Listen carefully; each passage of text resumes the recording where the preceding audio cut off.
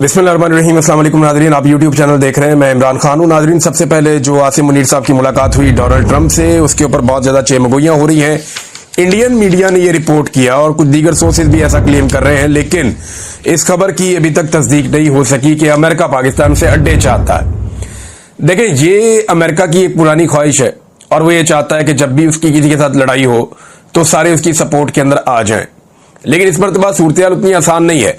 इमरान खान साहब ने जब एब्सोल्युटली नॉट कह दिया और उसके बाद उनकी हुकूमत गिर गई, तो तब से लेकर अब तक कोई भी रिजीम पाकिस्तान में होगा तो उसके लिए एब्सोल्युटली यस कहना बड़ा मुश्किल हो जाएगा। खुफिया मदद करनी पड़ेगी। यानी जैसे यूक्रेन के मामले में पाकिस्तान की मिलिट्री एस्टेब्लिशमेंट ने या पाकिस्तान की हुकूमत ने अमेरिका की मदद की और यूक्रेन को हथियार फराहम किए मुबैना तौर पर, तो वो खुफिया तरीके से किए, खुलकर नहीं किए।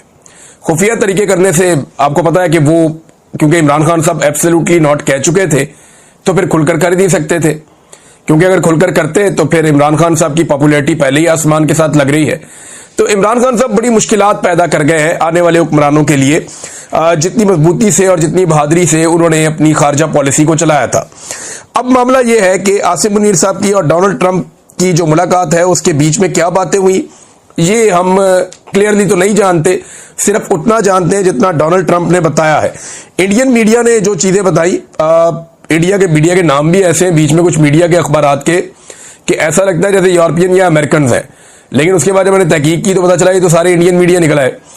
तो इंडियन मीडिया ने तो ये कहा कि वो पाकिस्तान से अड्डे मांग रहे हैं, लेकिन मेरे ख्याल में ऐसा नहीं है। मेरे जो अपने सोर्स ने बताया था कि इंटेलिजेंस शेयरिंग एक ऐसी चीज हो सकती है जो अमेरिका से पाकिस्तान को बड़े पैमाने पे ईरान के हवाले से दरकार होगी।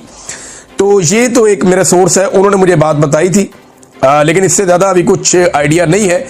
भारतीय मीडिया जराए के हवाले से खबरें दे रहा है। हम अमेरिकी मीडिया का इंतजार करेंगे कि अमेरिकी मीडिया इसके ऊपर क्या कहता है। बहरहाल डोनाल्ड ट्रंप ने जो 2-3 चीजें उठाई, एक तो उन्होंने कहा जी इंडिया पाकिस्तान के मामले में जंग ना करने पे उन्होंने आसिम मुनीर साहब का शुक्रिया अदा किया। अमेरिका कहता है जंग ना करने पर, हमने जंग जीतने पर आसिम मुनीर साहब को फील्ड मार्शल बना दिया।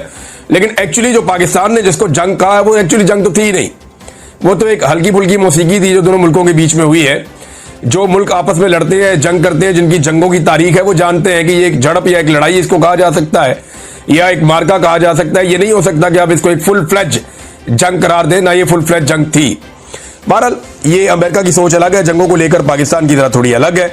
और पाकिस्तान के अंदर जब इस तरह का माहौल बना हुआ है तो फिर जितनी फोर्सेस के अंदर एक प्रॉब्लम चल रही थी, अवाम से उनकी दूरी थी, तो इन चीज़ों को मैनेज करने के लिए इस मौके को गनीमत जाना गया और फिर आर्मी चीफ फील्ड मार्शल भी बन गए। ये सब आपके सामने है। अब एक बात जो डोनाल्ड ट्रंप ने और कही, उन्होंने कहा जी कि पाकिस्तान बहुत बेहतर जानता है ईरान को। यानी उन्होंने ये कहा कि वो बहुत बेहतर जानता है, शायद बहुत सारों से बेहतर जानता है पाकिस्तान ईरान को। तो इसके दो मतलब हैं। एक तो ये है कि पाकिस्तान इतना बेहतर जानता है कि पाकिस्तान की इंटेलिजेंस से फायदा उठाया जा सकता है, वो जो बात मैं आपको पहले से कह रहा हूं। या दूसरा इसका एक मतलब यह है कि आसिम मुनीर साहब ने कुछ ऐसी चीजें डोनाल्ड ट्रंप के सामने रखी हैं ईरान को लेकर, जिसके बाद डोनाल्ड ट्रंप की सोच में भी एक भूचाल पैदा हुआ है कि ये चीजें तो उनको आइडिया ही नहीं था। देखिए, जो रीजन में मुमालिक होते हैं उनको ज्यादा पता होता है, और क्योंकि पाकिस्तानी फोर्स इस रीजन की एक बड़ी तगड़ी फोर्स है तो इसके पास इंफॉर्मेशन भी ठीक होती है और बड़ी अहम इंफॉर्मेशन होती है। तो मुमकिन है कि कोई इंफॉर्मेशन इन्होंने वहां शेयर की है जिसके बाद अमेरिका ने शायद अपना फैसला बदला है।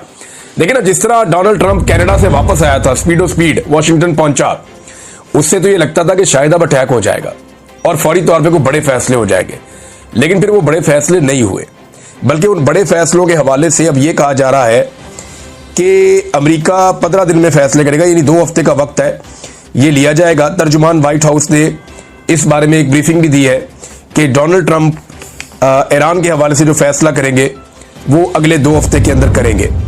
ये 2 हफ्ते लेने का मतलब ये है कि अमेरिका कुछ चीज़ों की तैयारी कर रहा है और कुछ चीज़ों का इंतजार कर रहा है और कुछ चीज़ों से बचना चाह रहा है। ये क्या है ये मैं आपको बता देता हूं, लेकिन पहले आप ये देख लें कि एक बात और जो डोनाल्ड ट्रंप ने कही वो ये कही कि ईरान के मामले पर आसिम मुनीर ने मुझसे इत्तफाक किया है। यानी ये बात उन्होंने कैटेगोरिकली और क्लियरली कही कि इस पे इत्तफाक किया। अब इत्तफाक किस बात पे हो सकता है? देखें, डोनाल्ड ट्रंप की जो बातें हैं उन्हीं से इत्तफाक हो सकता है ना। वो कह रहे जी मुझसे इत्तफाक किया है, तो फिर हम देख लेते हैं डोनाल्ड ट्रंप क्या कहते हैं जिससे वो इत्तेफाक कर सकते हैं। नंबर 1, डोनाल्ड ट्रंप कहते हैं कि जी ईरान के पास एटमी कुव्वत होने का कोई जवाब नहीं है, इनके पास एटम बम नहीं होना चाहिए। वो ये कहते हैं कि इनके जो मिसाइल प्रोग्राम है वो लॉन्ग रेंज मिसाइल इनके पास नहीं होने चाहिए। वो ये समझते हैं कि ईरान खित्ते में दहशतगर्दी फैलाता है और दहशतगर्द तंजीमों को सपोर्ट करता है उनके बकौल, तो ये ईरान का किरदार नहीं होना चाहिए। फिर वो ये समझते हैं कि ईरान के अंदर जो मौजूदा रिजीम है वो एक बहुत बड़ा खतरा है, तो रिजीम ही चेंज कर दिया जाए।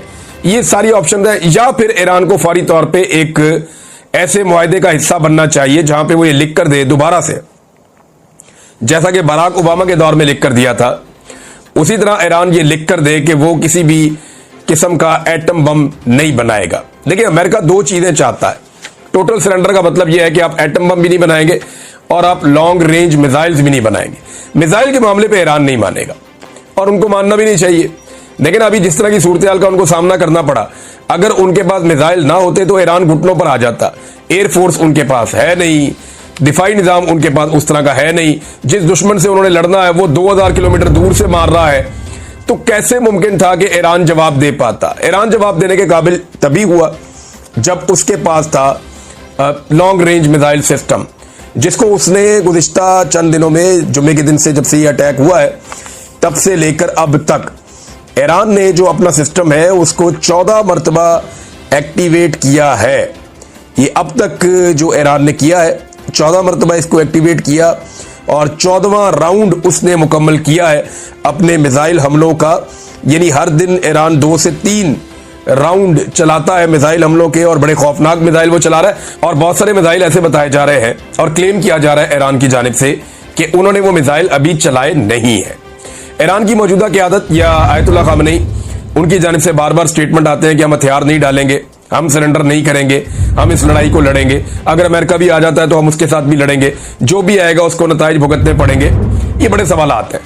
अब अमेरिका ने 2 हफ्ते का वक्त क्यों लिया, ये बड़ा अहम है। नंबर 1 तो यह है कि अमेरिका इस बात का इंतजार करेगा कि ईरान कोई डील करता है या नहीं करता। ईरान का टाइम भी तय पा गया, जिनेवा में मुज़ाकरात करने के लिए जा रहे हैं वो यूरोपीय ममालिक के साथ। बरतानिया, जर्मनी और फ्रांस ने उनको ऑफर किया था।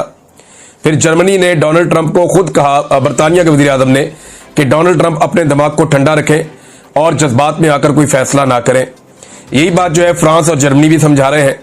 तो ईरान के साथ भी वो बातचीत करना चाहते हैं, तो ईरान ने उनके साथ टाइम तय किया कि मैं आपके साथ बातचीत करता हूं। दूसरा, ईरान अमेरिका के साथ बातचीत करने के लिए भी तैयार है, लेकिन डोनाल्ड ट्रंप भी अच्छी तरह जानते हैं और ईरान के लोगों की भी मजबूरी बन जाएगी अगर अमेरिका ने ईरान के ऊपर एक दफा हमला कर दिया और अटैक हो गया, तो उसके बाद फिर ईरान अमेरिका के साथ बैठकर मुज़ाकरात भी नहीं कर सके।